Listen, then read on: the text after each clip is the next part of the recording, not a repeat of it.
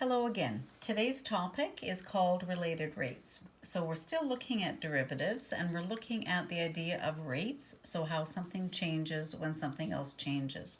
There's an implied concept that for change to happen, there is a time component. So unless time goes by, nothing actually will change. So when we're looking at equations that involve any type of a variable, as one variable changes, it is definitely affected by how another variable changes, but everything is also affected by how time changes. So this will affect how we set up equations. So if I'm just going to start very basic here and come up with an equation with x's and y's. Let's take this one for example.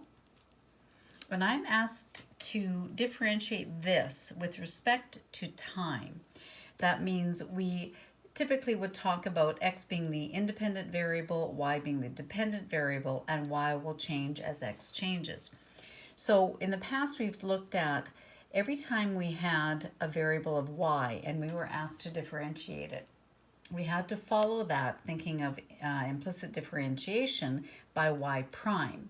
So what now is implicit is that nothing is changing unless time is changing.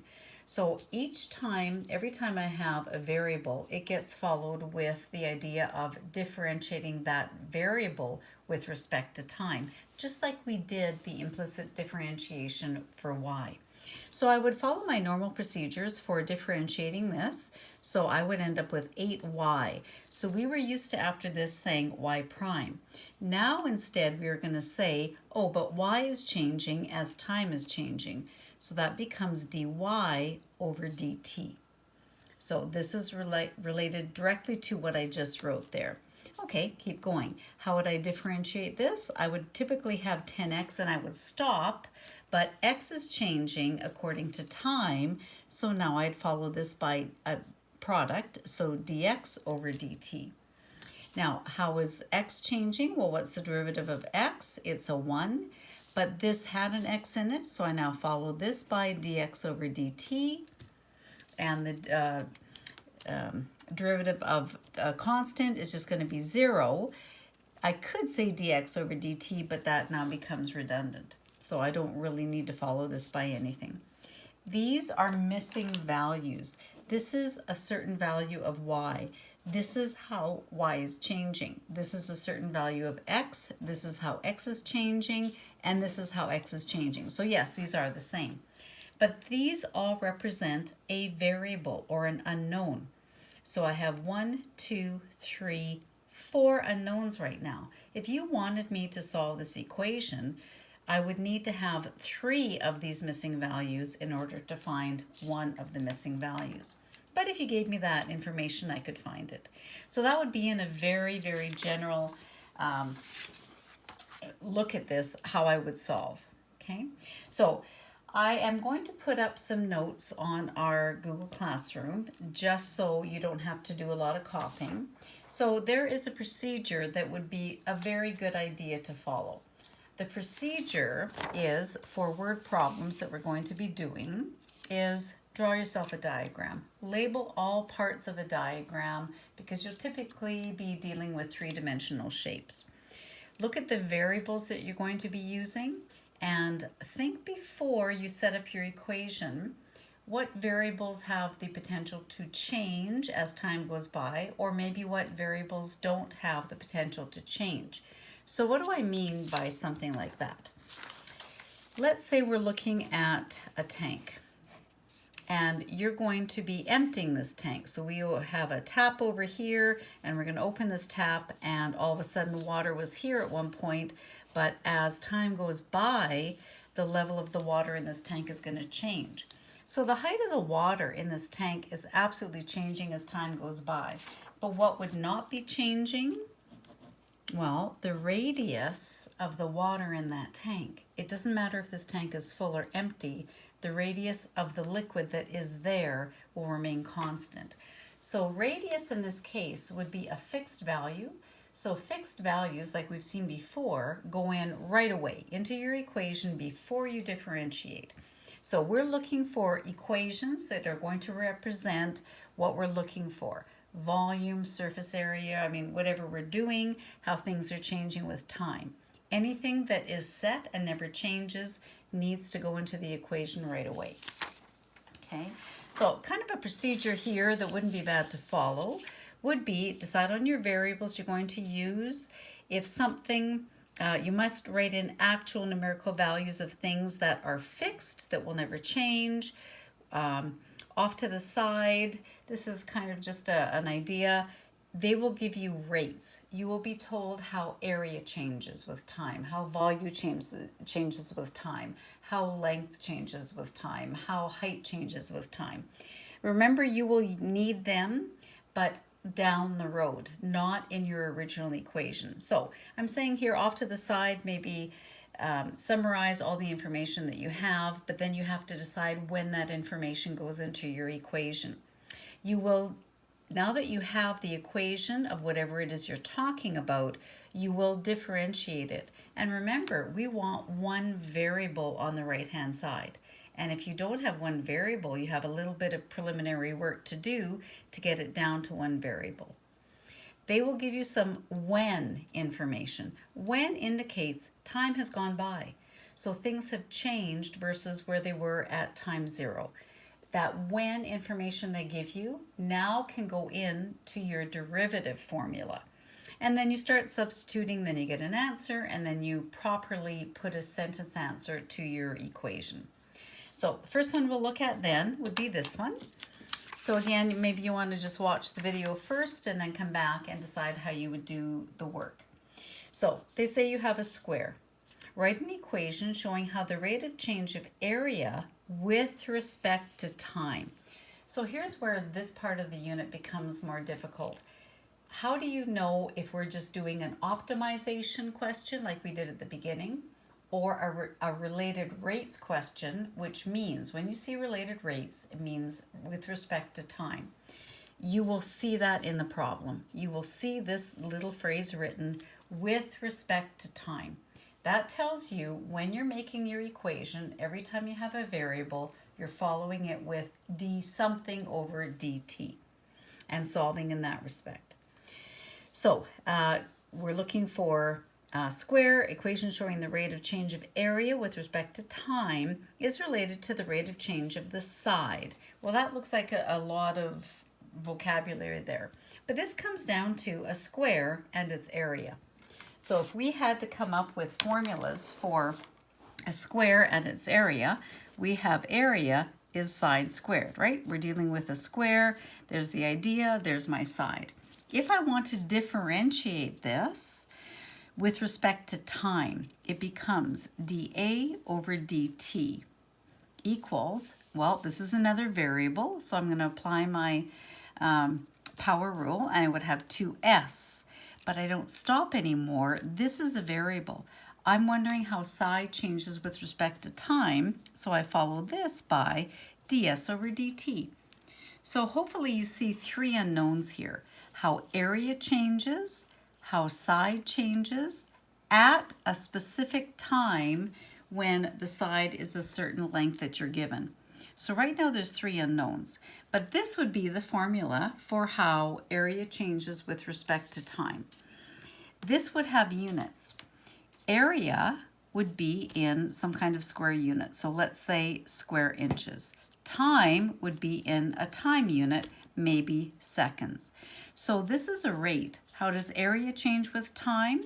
Well, maybe by increasing or decreasing by so many square inches per second. So units are very important. You must not forget to include units in your work. If somebody said, actually, I want to know more now, how does perimeter change with time? So what would the perimeter formula be for this? Perimeter would be 4s. So now, how will this change with respect to time? For the p, I would have dp over dt. Derivative of this side is 4, but again, you're not stopping. You're saying, oh, but there was a formula, or there was a variable here I had to consider. So now how does side change with time? So how many unknowns do you see here? There are 2. So you either have to tell me how perimeter changes, and then I can tell you how side changes, or you tell me how side changes, and therefore I can tell you how perimeter changes. This would have units as well. What would perimeter be in? Simply inches. What would time be in? Again, perhaps seconds. So the getting the formulas are not tough. Knowing when to put certain values in makes it a little bit more challenging. Okay, so next question. So again, in our handout, let's say we just keep with this square idea. So we know we have formulas for area of a square, and therefore how area changes with respect to time will always be this. This has to come from this formula. Differentiating with respect to time on the left, differentiating with respect to time on the right. So now you're saying, okay, how is the area changing when the side is 5 inches then? Well, when the side is 5 inches, sorry, they would still have to give you some other information. They would say the side of the square is increasing at a rate of 20, let's say, inches per second. So when the side is 5 inches and the side is increasing at a rate of 20 inches per second, find the rate at which the area is increasing. So rate at which area is increasing. Well, you have to figure out where will these things go. I'm looking for the rate at which the area is increasing. So that's what's missing. So I'm keeping those notations. They said when the side is 5, so for this side value here, I would put in a 5. And the side is increasing at a rate. So rate is always with respect to time. So that becomes a 20. So filling all this in where it belongs, I will end up with 200. So dA over dt is 200, but again, I need units.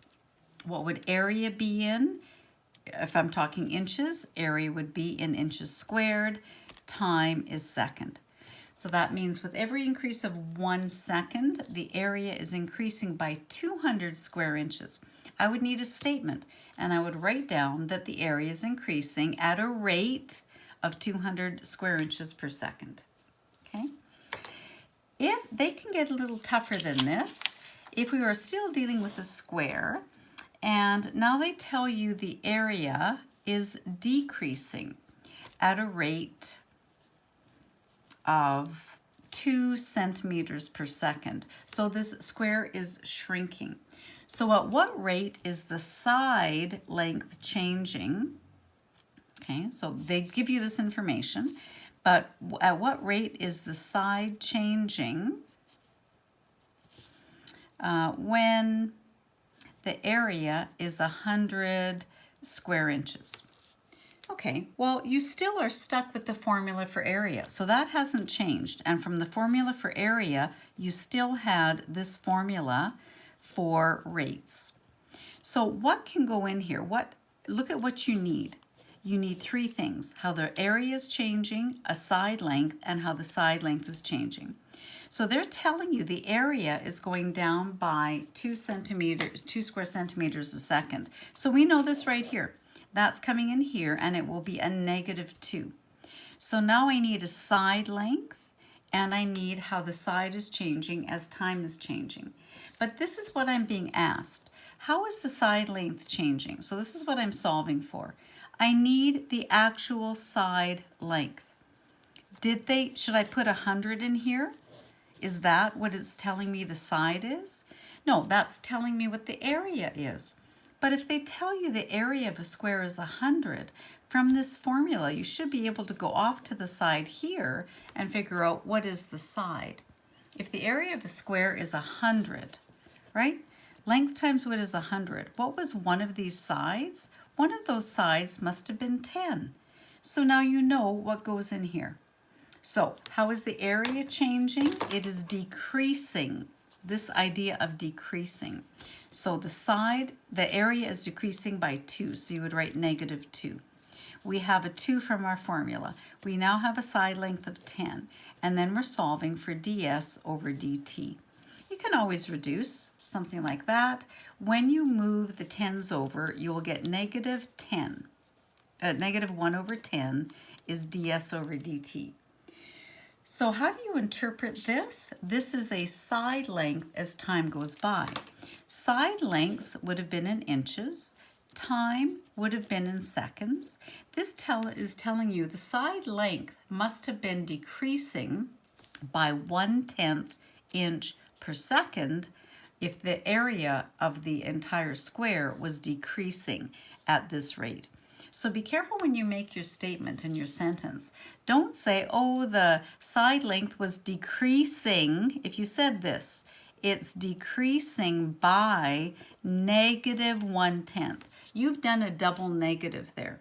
So you just want to say the side length was decreasing by 1/10 inches per second.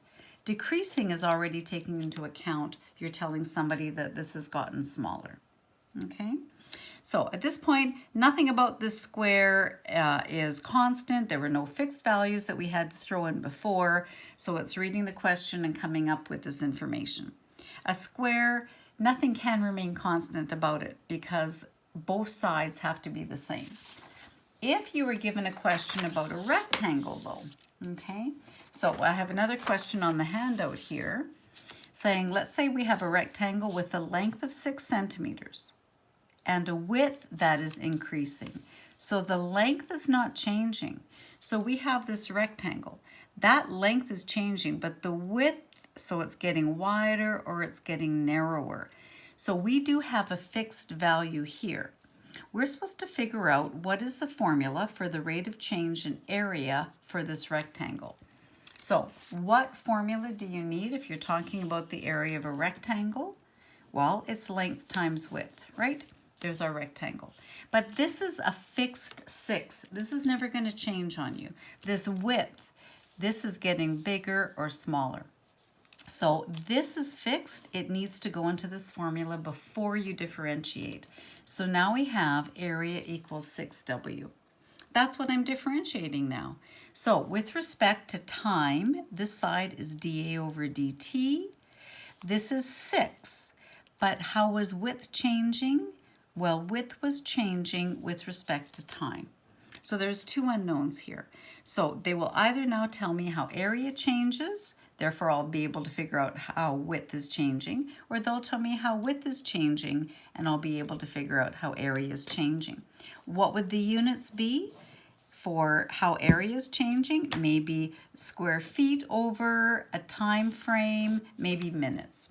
But you must not lose marks by forgetting to put in your units there, okay?